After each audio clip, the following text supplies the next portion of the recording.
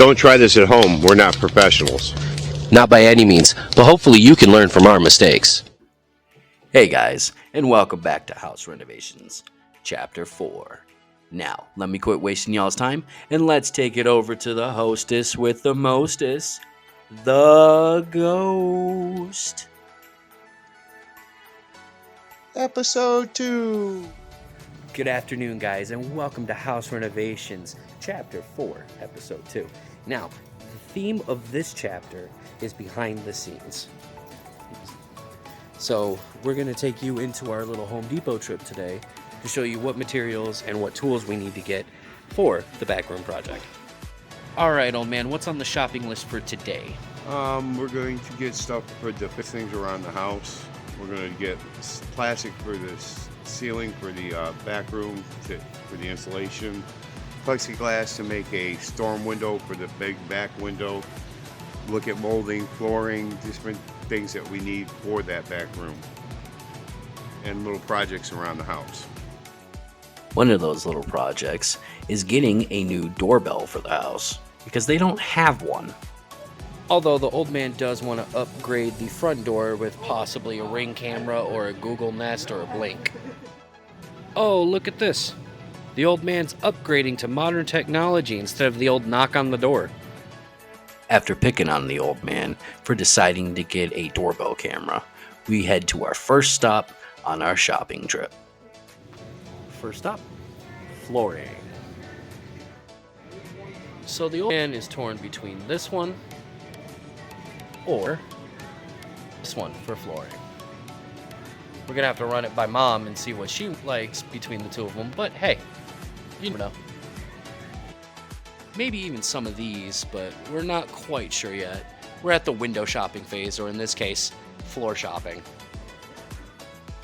After getting some prices on the flooring, we moved over to the closet section because, well, let me let the old man explain. So what Dad needs for his closet for his current bedroom right now are mounts for his curtain rod, because what happened? The clothes rod. My cat jumped in there and knocked it down, and I have to put it back up. The rod itself is fine, but the mounts got ripped out of the wall, and that's no good for anybody. So the old man rides an electric bike to and fro from work. He wants to hang it up in the basement from the rafters in the basement, and we searched high and low for hangers. Here was our first look. So why are we looking at these hangers, old man? What are we doing with these? I'm going to be hanging up my bike from the rafters, all the floor joists in the basement. Oh, really now? Yeah. You think this will be strong enough for it? Something similar to this, yeah. I promise you we'll get back to those later, but Dad needed a new faucet for the bathroom, and that's where we headed. Look at all the shiny faucets. Oh my goodness. Anyone in particular catch your eye there, old man? Yeah, cheap. Cheap faucet. What's that I hear? Educational segment from the old man. Well, here it is. Educational segment with the old man. One of the things I do is I save my tags. It tells me what, like, hoses and that I need for, like, faucets and that. Because you never know when you're going to need to replace it and send somebody. If you got it, you can do it. So plan for the future. From there, we headed over to price some plexiglass. So, we found the plexiglass. What are we using this for, Dad? For the back window, to make a storm window for it. To block any air penetration to keep the room warm. And no, it's not going on the outside. It's going on the inside. Next stop, pricing the molding. And now the hardest part for whenever you're doing any kind of room. What kind of molding are you going to use? We haven't quite figured out what we're going to use for corner molding or ceiling molding, but we did figure out what molding we were going to use for our baseboard. Baseboard is where the wall meets the floor. The video does it absolutely no justice, but once we get done finishing molding like this, it'll be pretty in that room, huh? Yep. So, before I show you this next clip, I'm going to give you guys a little bit of Bratbear lore here. I worked at the Home Depot we shop at, and I thought I knew where everything was. I was wrong. We walked past these about 8 or 9 times. Yeah, we finally asked an associate where they were, and we felt really stupid when we found them. Can't get any more simpler than that. We found the hooks.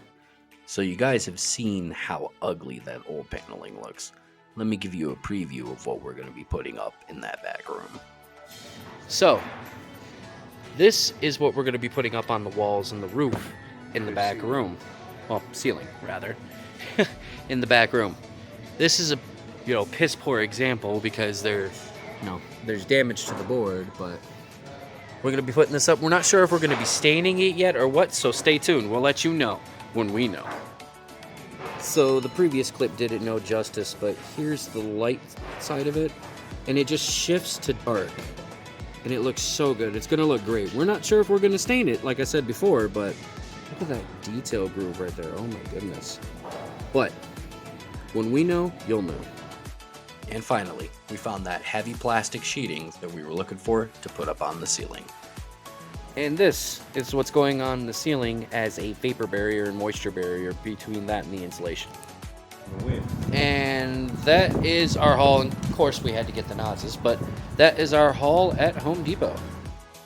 Now, unfortunately, I'm sorry I wasn't able to get any footage of the old man installing the new faucet in the bathroom, but I do have this finished picture right here.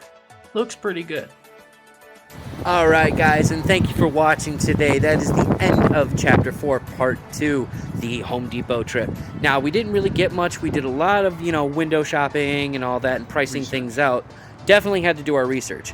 Remember, research when going into this project. And thank you again for watching, and I hope to see you guys in the next one.